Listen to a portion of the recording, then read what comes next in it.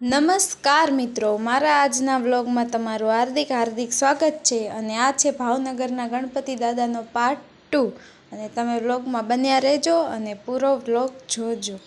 તો મિત્રો, અમે અત્યારે આવી ગયા છીએ રૂપાણી સર્કલ ગણપતિ બાપાના દર્શન કરવા. તમે પણ દર્શન કરજો. જો મિત્રો, ખૂબ જ તે ભીડભાડ છે અને ડેકોરેશન પણ ખૂબ સરસ મજાનું કરેલું છે અને ખૂબ સરસ આયોજન કરેલું છે. અને તમે ગણપતિ બાપા મોર્યા કોમેન્ટમાં લખવાનું ના ભૂલતા. હવે મિત્રો, અમે આવી ગયા છીએ ચંદ્રેશ્વર મહાદેવ, ત્યાં પણ ગણપતિ બાપાનું આયોજન કરવામાં આવેલું છે સરસ મજાનું. અને સોરી મિત્રો, મારે આ વ્લોગ મૂકવામાં થોડુંક લેટ થઈ ગયું, તે માથે દિલથી સોરી કહું છું.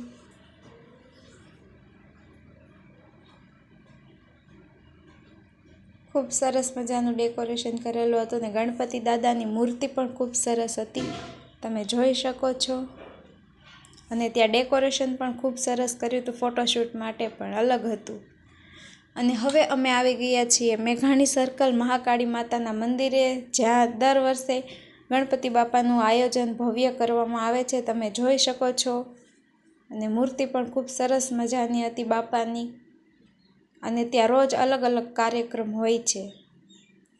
પછી અમે આવી ગયા પાનવાડીમાં બિલેશ્વર મહાદેવે, જ્યાં રામલલ્લાની પ્રતિમામાં ગણપતિ બાપાનું સ્વરૂપ હતું અને ખૂબ સરસ મજાની મૂર્તિ હતી.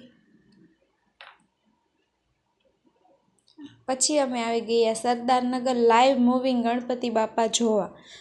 આ ગણપતિ બાપાનું આયોજન ખીચડી રથ દ્વારા પ્રયત્ન ફાઉન્ડેશન દ્વારા કરવામાં આવ્યું છે, જ્યાં રોજ ભૂખા બાળકોને છે ને જમાડવામાં આવે છે ખીચડી રથ દ્વારા.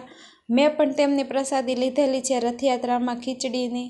તો તમે જો મદદ કરવા માંગતા હોય તો તેમાં હેલ્પ નંબર આપેલો છે, તમે મદદ કરી શકો છો. અને આમને મારા વ્લોગ જોતા રહેજો અને મારી ચેનલને સબસ્ક્રાઈબ કરજો. મળીએ નેક્સ્ટ વ્લોગમાં. જય માતાજી, જય દ્વારકાધીશ.